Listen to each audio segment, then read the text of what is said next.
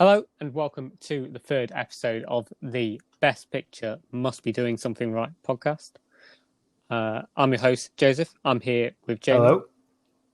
And this is an episode that we've already called the Cursed episode because every time we've wanted to do it, something's cropped up in the way. So, hopefully it goes well this time around.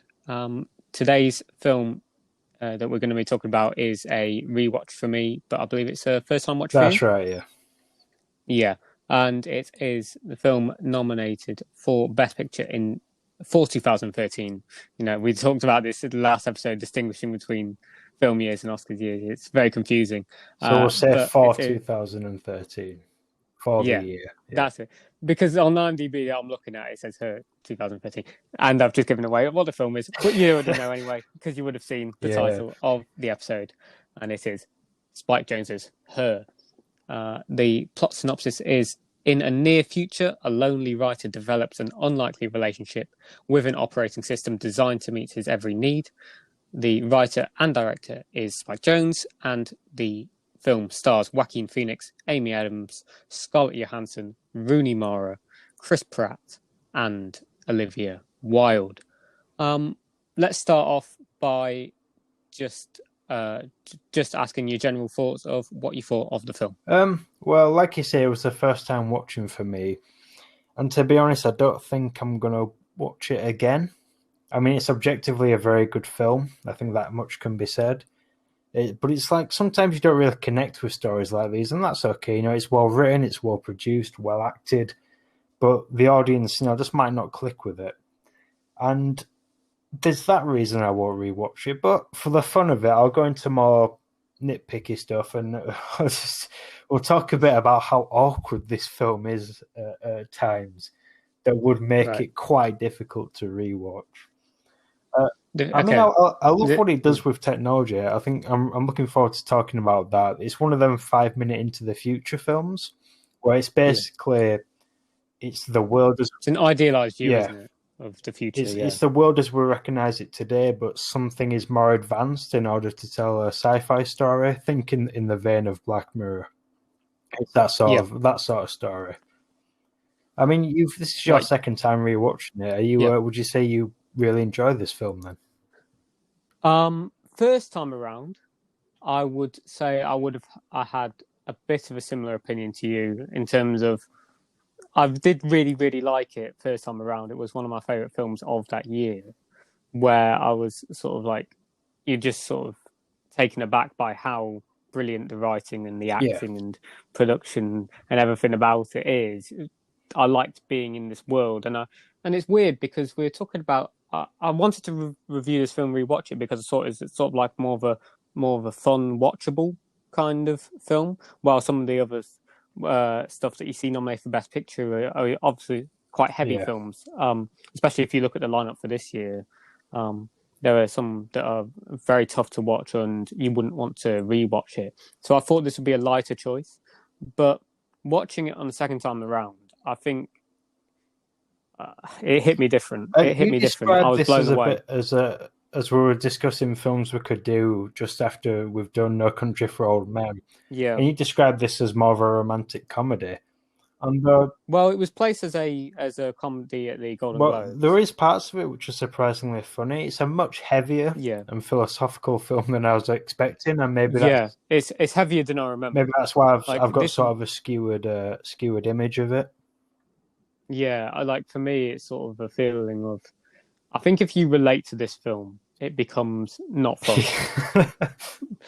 And I started to, as I've grown older, I watched this film when I was first, how old was I in 2014? It's hard to work out because my birthday's at the end 15? of the year, you see, so. No, 40, no, I wasn't. No, I was born in 7. Oh, yeah, I went completely the wrong direction. Brilliant maths there. Yeah, it was when I was at school, I think. I think I was 16. Yeah, I think I was 16 when I saw this. And, I'm 23 now. So it's sort of like, you relate to different things as you get older. That's what's going to make... And some of the themes of this, I think really strike home. That's going to make rewatching some When you films took it. really, really fascinating. Stuff you haven't seen since you were a teenager. We sort of had that with The Social Yeah. Network. Yeah, that was one for me because with the Social Network, that was like the first film that I remember watching where I thought like I've got to watch more films like this. Like it made me change the kind of genres that I like. That film, I suddenly got way more into like true Yeah, story films and awards I films can and stuff see like that. that. The ones that were considered the best of the year because of how brilliant that took me by surprise the first time I watched that because I didn't expect it to be as good as it was. While with a film like this is something I'd heard. I remember talking to people at school about it who were able to watch it when it first came out, and they were just they kept on saying this film is brilliant. And I remember talking to them about its Oscars chances, saying, "Oh, do you think it's going to win screenplay?" And say, "Oh yeah, definitely." And I understand that completely. And its screenplay win is one of the most deserved wins I think I've ever seen, and one of the best choices the Academy has ever made, considering its main opposition was American Hustle that year, which is a film that has not aged No, well, well. even at the time, Um, people were saying, "I really hope American Hustle didn't win," and I enjoyed it. I watched it soon after it came I, out, and there was a lot of like yeah, attitude against American Hustle. I remember that yeah. very clearly. I don't know what it is. It, it's just very confusing, that film, and not well written. That's the It's a thing. bit But it was a cheesy as more popular well, film. if I remember. Is that the Yeah, one with Jennifer Lawrence? Am I thinking of the right film? Yeah, yeah, yeah. It is a bit. It's a bit of a.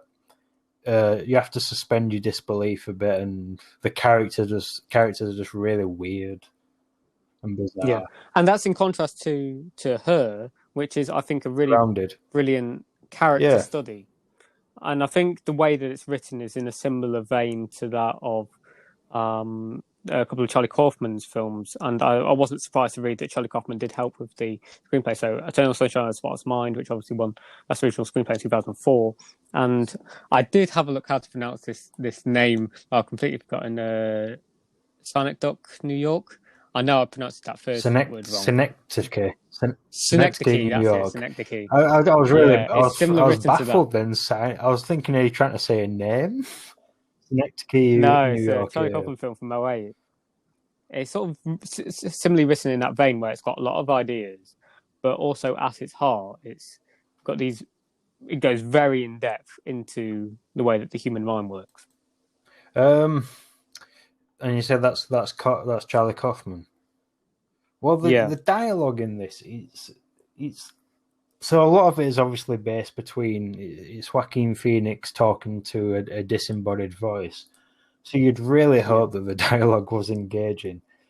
And it yeah, works to a degree, but there is a little bit of suspension of disbelief in how the technology works. And in yes, 2013, they could only predict how this sort of like AI would work, and now here we are in 2021, and we don't feel that much closer to the technology. I mean, it's gotten a lot no. better, but Well, we're not at the level of the OS in this film.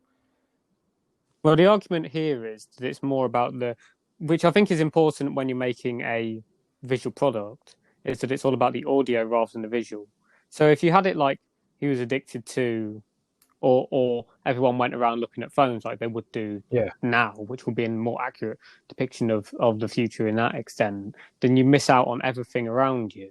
Well, the argument here is because every scene outdoors seems to be massively populated. There's people everywhere, but they're all addicted to what's going on yeah. inside their head and who they're talking to. And that makes everything around you sort of like it's very aware of sort of landscapes and the background and stuff like that, which makes it more of a more beautiful film to look at. I feel. Well, I will, without going into spoilers, I will praise Yeah, how I don't think this is actually how machine learning works, but I like how this film's no, version of it develops over the course of the story. But we'll have to talk a bit yeah, more about that in spoilers.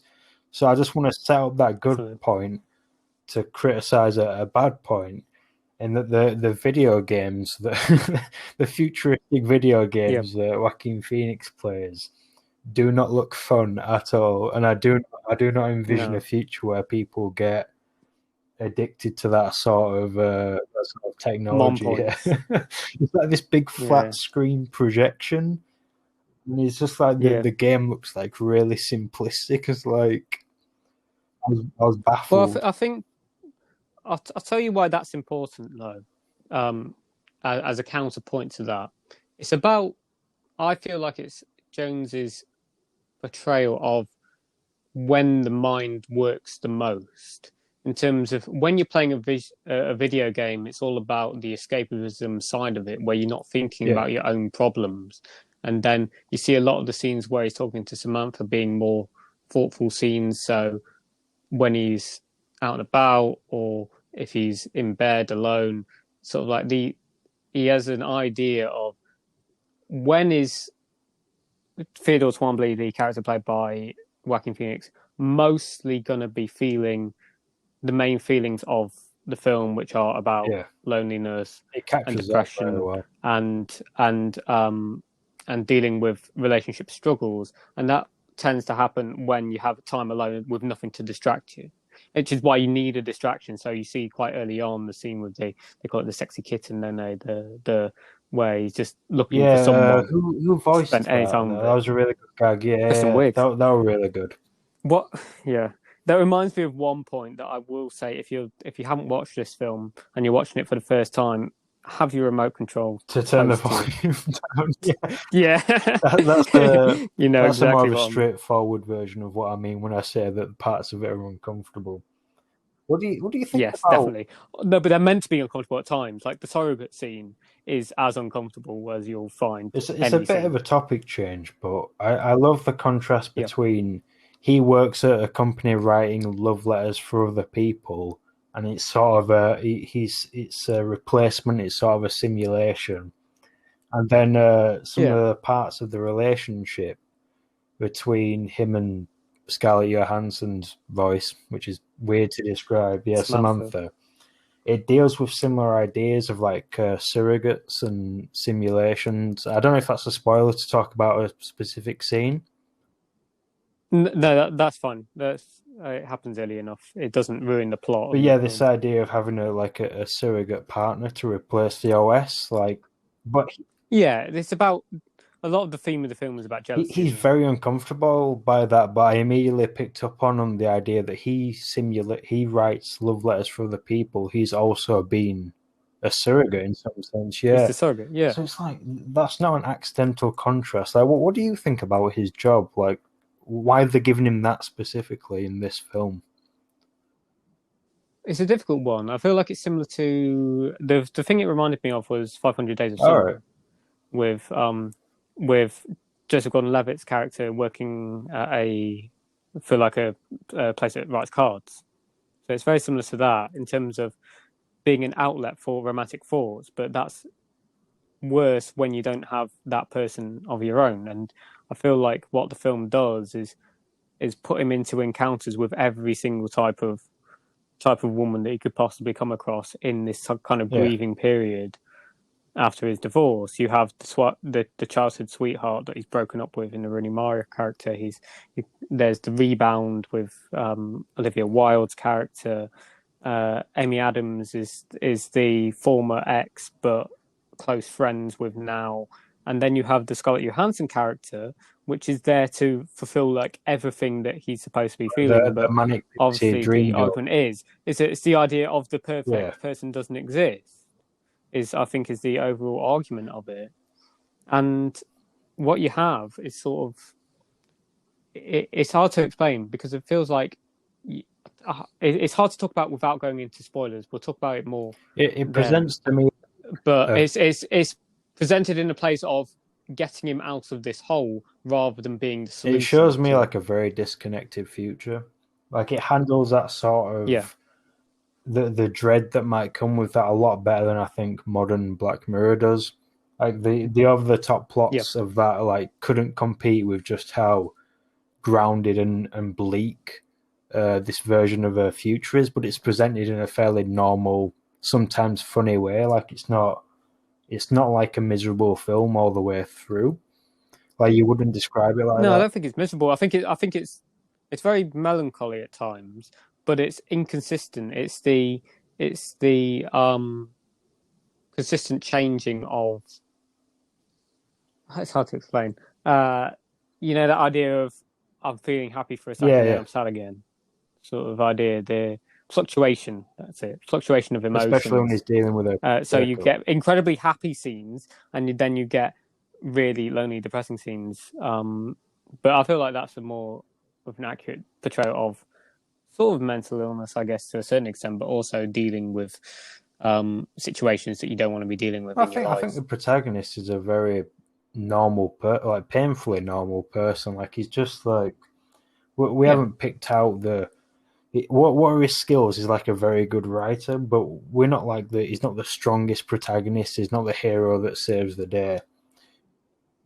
No, He's no there's no massive threat. hero No, or villain in this film. There's no threat at any point. There's no violence. It's just a presentation of this character, and you make what you will of it. You can relate to this character as much as you want, or you see him as a different entity or whatever. That's the genius of this film. I feel like is that it's literally just a presentation of you can make up your mind what's best for this character because he doesn't I know. mean I do find it. There's parts of what he goes through that I find quite relatable, but I don't know if I'd say Yeah. I like him, which is something that might make the film. Yeah, Yeah, because it's a hard it's not one because unlikable, but like I couldn't picture myself like being friends with this kind of character. it's just his attitude to Yeah, specific situations, like with his date with the Olivia Wilde character. His attitude was purely on his own I mean to be personal fair, gratification rather than. So I can't say the exact quote, but if you've seen the film, you know what I I mean. do think the way that ended was a little harsh on him. Like it's not like I don't think he did anything. Yeah, say, oh, Yeah, you're a bit of a and creepy guy, aren't you? he stood up for himself when he said, "No, no, I'm not." And then like Olivia Wilde's character Exactly. just sort of doubled down with it, and he's left us in like a stunned silence. And I felt really bad for him then, but I still wouldn't say. But then you learn why he went on Yeah, the so date his and why intentions were what his not. intentions Yeah, were, and then he's not a pure-hearted no, character. No. yeah, because his intentions was exactly what he said to her that that wasn't what he was going to do. So it was like, oh, you're going to be with me, and then you're gonna I mean, leave who me without says that? calling again, Who and that that was was his so intentions all intense. Like, along. who says that on the first date? Yeah, Especially as they were just getting like, yeah, I think they just it's a weren't a weird good scene. pairing. There's a Basically, lot of it that is weird. they were not a good pairing. But I felt bad for him having to take No, like an insult along with a rejection.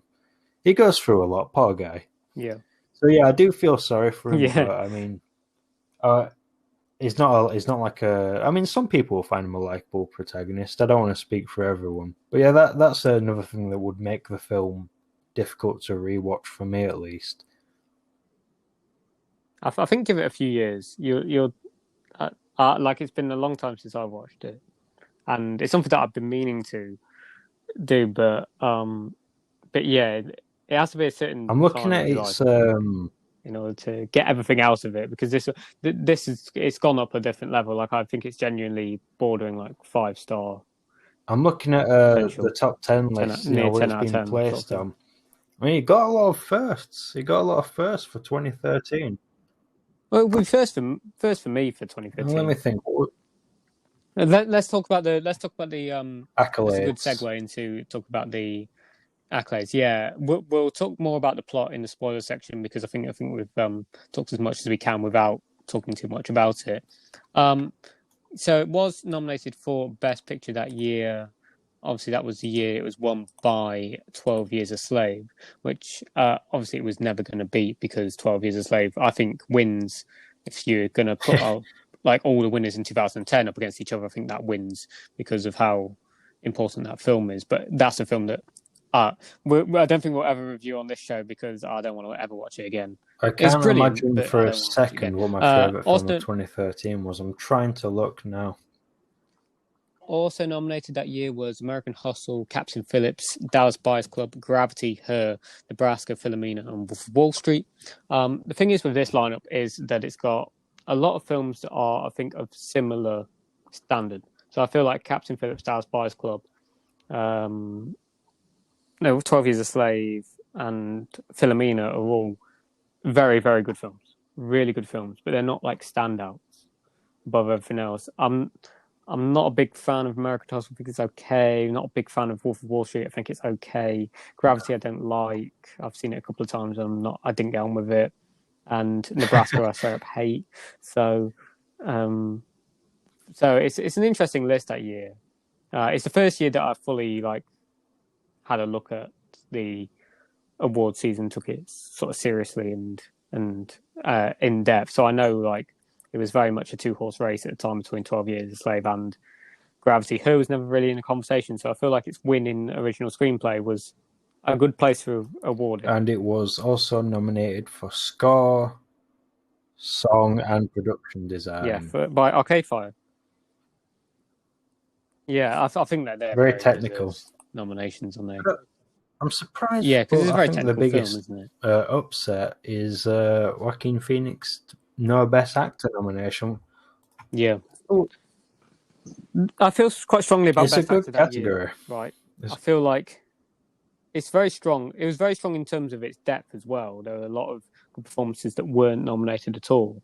I feel like if you look at that year and you take out Bruce Dern in Nebraska and you take out Christian Bale in American Hustle and replace him with Joaquin Phoenix in Her and Tom Hanks in Captain Phillips, then you've got an all-time. That'd be a great 5-man category. Like that lineup is incredible. Matthew McConaughey won that year for Dallas Buyers Club. It's an incredible performance. I think my personal winner would probably be Tom Hanks, so in Captain Phillips. So it was very strong that year. Like watching this film back, I sort of feel like, how did Joaquin Phoenix seriously not get nominated for this? Because with a lesser actor, even when it doesn't work. Because it would just be awkward. It would just be awkward if it wasn't someone. Even though I know it's Joaquin Phoenix, looking at the poster, it still doesn't look how I picture Joaquin Phoenix. It's only when I see him in motion in the film, and it's not like you can watch this and I can completely understand how he'd get cast for something like Joker, whereas Arthur Fleck, this really downtrodden. He just wanders about everywhere miserable, and he's just really cynical. But it's such a good performance. Like it's so you can connect with it really easily, and especially when when he's like facing rejection, you really feel it.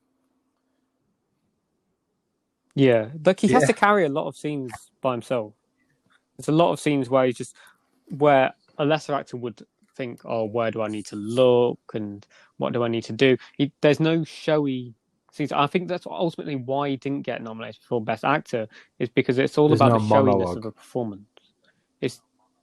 There's no big crying scene. There's no big shouting scene. It's a very subtle performance, but also it's a very it's emotional performance, but it's in a different sense to how you would normally classify emotional performance, which makes it so brilliant.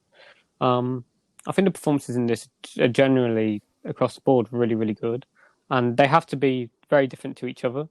Especially the women in his life have to be incredibly different characters, and they'll pull it off really, really well. I think that Scarlett Johansson's voice performance in the film gives it an extra level, because you feel like it's definitely someone that you connect to. It's sort of like you feel like you're watching her on screen. Joaquin Phoenix's scenes were only recorded with another actress, just like sitting in another room. So that, just to add another level to how good his performance was, I wonder if they'd have cast Scarlett Johansson from the start, if we would have seen a cameo from her in the film, because all that stuff was done like a last-minute post-production change.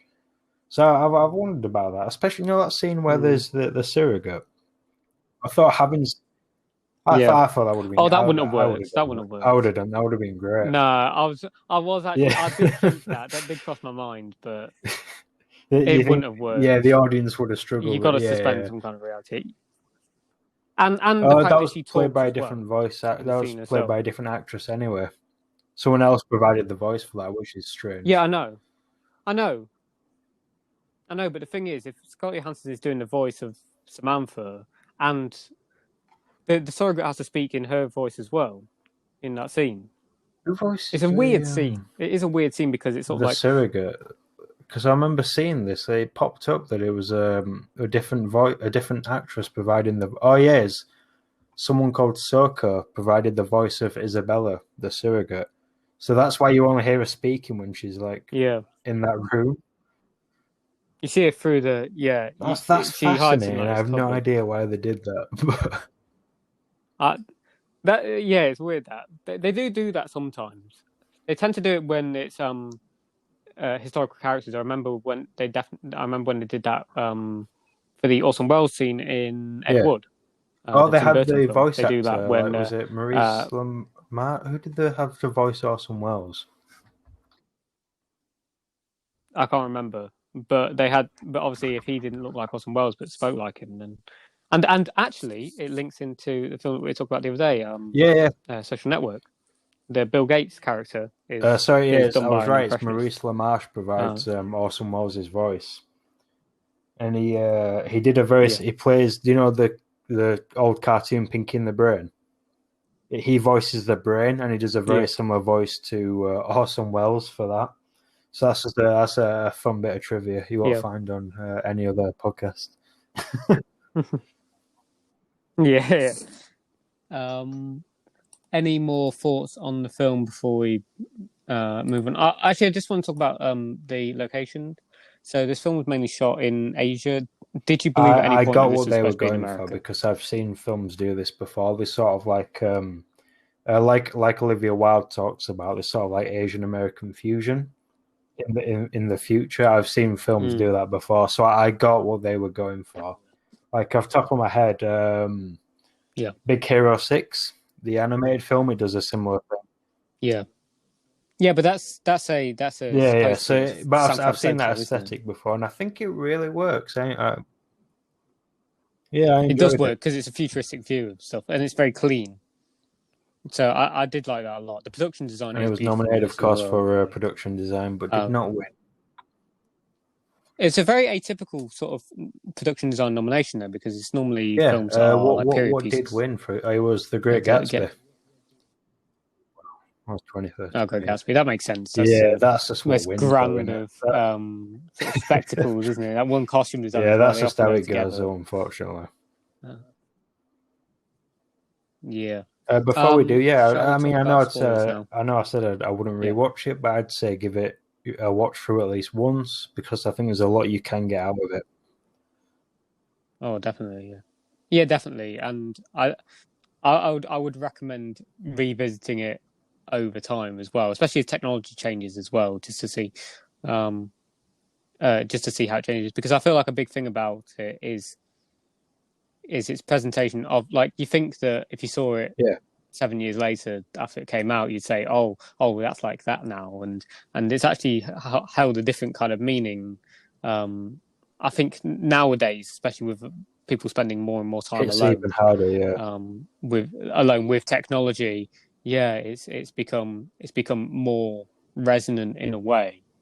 There was a quote from one of my favorite films of all time, a film called The End of the Tour, and there's a quote in that film where David Foster Wallace's character is talking about, Jason Segel's character as David Foster Wallace is talking about the way that technology would have a hold on our life going forward. So, you talk about like virtual reality stuff, and it was saying that the problem with technology is that it's going to make it easier and easier to spend more and more time alone looking at screens with pictures yeah, put there by people that do not love us it's that and just disconnect want our again. money. And that, yeah, yeah, and that brings us perfectly to the spoiler section as well. So if you haven't seen the film and you don't want to know any spoilers, I'd suggest turning off now. Thank you very much for listening. And what we'll do now is talk about more You the know spoiler what? section of the film. You know what? I wouldn't have Okay. minded if the film ended Okay. after Yeah. 90 minutes. You know, there's a point where they make I up, and disagree. it's very rom-com like they have a bit of a split because of you know Joaquin Phoenix keeps gets Alan Wells nervous thing, is about it? the relationship and what it means to be, or Theodore, that's it, gets nervous Yeah. about what it means to date an OS. So they go through issues and then they make up again. Yeah. and there's a montage of them doing happy things before it gets into the final sequences of the film. I think it actually could have ended there. If it was a more light-hearted film, it could have ended there, but Yeah, but it's altogether a commentary on why technology no. is never going to be the solution to your problem, because it's always going to be flawed. It's never going to have your full intentions in mind. It can get you out of a hole and sort of set you on your right direction to sorting out your life. And you see that specifically with the scene with how Samantha organizes all of his letters and puts them into a book and stuff. Like, that's not I was something going that to he would ask seek out himself in the to non-spoiler do. section, but I forgot. Like, do you think this is a healthy relationship that it portrays? Um, yes and no. I feel like it's an idealized view of what you want from a Yeah, relationship, but not I was necessarily gonna what say you I need. definitely don't, and I was confused at points about how the film wanted me to see it. And I have this idea of maybe it's a good idea I didn't say Mm, in the non-spoilers section, because I think it's maybe something you're supposed to discover yourself and like make that mind up for yourself as you're watching. But yeah, I think it's quite unhealthy. because yeah, it's a difficult one because you have sort of like the feeling of the you don't get the accurate portrayal of what it's actually the reaction is to dating an OS, because all the Yeah, characters in the film, most of them have an OS. It's like a commodity, isn't it? It's something that all of them have. So it doesn't seem as strange. And as the big reveal comes, a lot of them are talking to each other. They overlap. That they are in romantic relationships with each other. So it doesn't become that weird of a thing I thought it was that it would strange do that otherwise. If it was portraying Samantha it out of nowhere. Samantha It wouldn't doesn't seem as unconventional as it understand should. Sorry, or carry on. wouldn't discuss this with Theodore first because she knows that that would upset him. So her hiding that from him, I thought, although I guess it's the imperfection of It's the sort technology developing that makes it feel more real. It's the little imperfections like that. But it's sort of weird though, because it's sort of like it plays differently, that kind of aspect of the plot, depending on whether you know what happens or not. Because the second time around, I already knew, obviously, that Samantha was in a romantic relationship with yeah, literally like 800 people or whatever. And the thing is with that is, um, you sort of pick up upon things that you see in the film that are warning signs to that.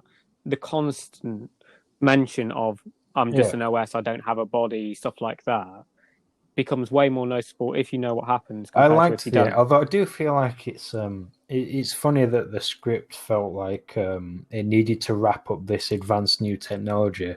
Like it couldn't end the film not knowing how this was resolved, so it chose the exponential learning route, which I think was very satisfying.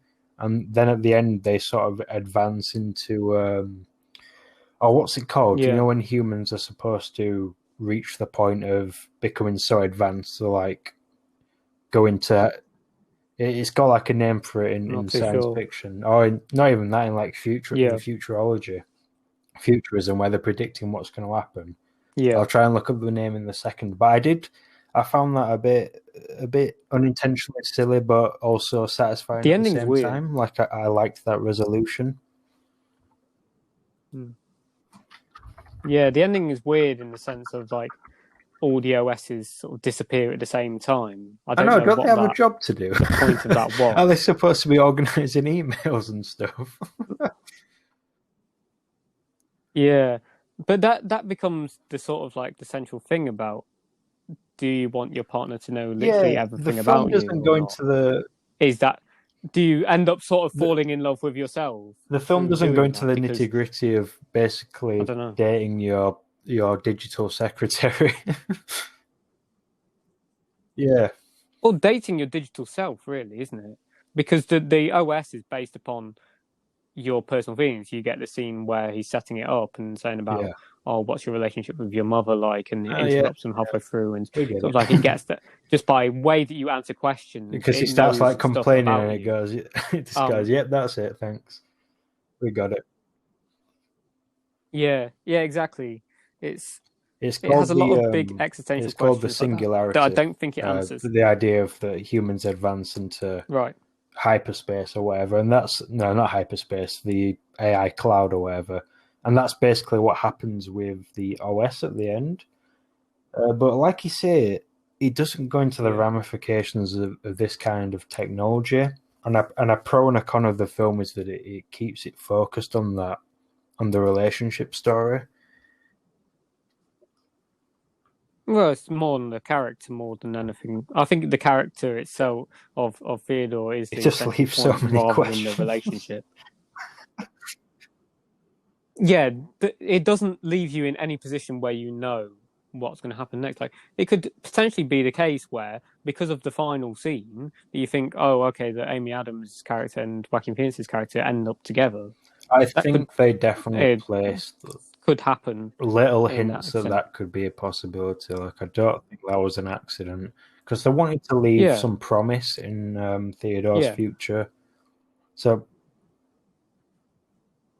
because the ultimate point of the narrative is moving on from a grievancy period, which yeah, is the dealing of the divorce. yeah, it is. Yeah, It's basically definitely. a divorce film more than anything else, and you see sort of like the jealousy come from that, which makes it unhealthy. The relationship between Theodore and Samantha unhealthy because of that jealousy side of it, which is I not mean, what she you gives want when him you're grief going through back a and they divorce. disagree on stuff, but basically, at the end of the day, she is just giving him an idealized version of what he wants.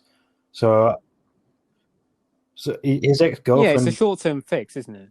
And sets him up for a long-term fix, but not in the way that it, he really like should. He shouldn't Rooney be feeling Mara, is this being way harsh towards an OS. because obviously there's a lot of tension, a lot of anger between them. But the core of what she's saying, I do agree with.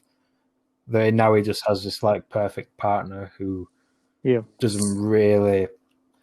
I mean, they disagree on stuff, and I liked that aspect of it. That the OSs are so human that they do clash. But at the same time, I don't think Rooney Hmm. Mara's wrong because it's a programmed version, like you were saying when they answer all those questions to give him like a perfect partner. Yeah. I was Yeah, because at the end of the day, the yeah, iOS company just want their money. They don't care really about the customer, and I feel like that's another thing that talks about. This is why the screenplay is so good because it uncovers so many things, so much commentary on so many things. The way that they see it, they want that perception of that they fall in love with this OS but and that they're addicted to it because it becomes a knock on effect, doesn't it? Addiction I'll leads to recommending it as well. Yeah. more spending of Well, money the on thing that is, specific Joseph, thing, isn't it? it's Yeah, backfired and because becomes there's going to be particularly so many popular. Yeah, refund requests after that. That ending yeah, is just yeah, so insane. Like, do people get their money back? Right? You'd have to give the money back if their operating system just up and yeah, disappeared, or maybe they'll have to replace it with a more yeah. simplified AI. Yeah, that's what I didn't really understand. Was there like a It's glitch in it exponential or something machine like that? learning. I Like, he don't just know. kept learning Or and false learning till it advertising. advanced past. Like, I liked that metaphor about slowly reading a book, and I took it as like, from the Mm, AI's perspective, the world is slowing down, and they're trying to slow down with it as to not reach the end yeah, of the book, if that makes sense. Like, that's how I interpreted that little metaphor from right. Samantha.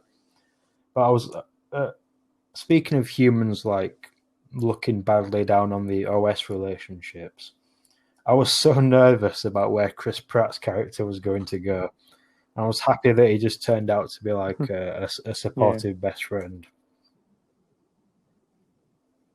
yeah. It could have easily been like a creepy guy. But then again, that's sort of like it's a commentary in itself that you have to have that kind of character in there that was Yeah, capable of creating a positive relationship for himself by not overthinking things, by just seeing just like a lovable things straight. goofball Chris Pratt. I feel like It's a character in itself at this point. yeah, someone that isn't there He's not isn't this, judgmental. really He's just romantic really chill. guy or no. Yeah, I think you have to have that as an opposite to Joaquin Phoenix's character. So it's sort of like oh, everyone around me is able Overthinking to things, find yeah.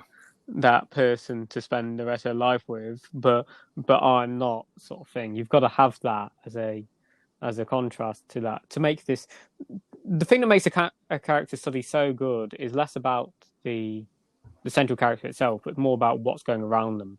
Because every character you see in the film is looked Yeah. at through the eyes of Theodore Twombly. So every perception of every character is always to do with, oh, what impact does it have on Theodore's life more than anything else.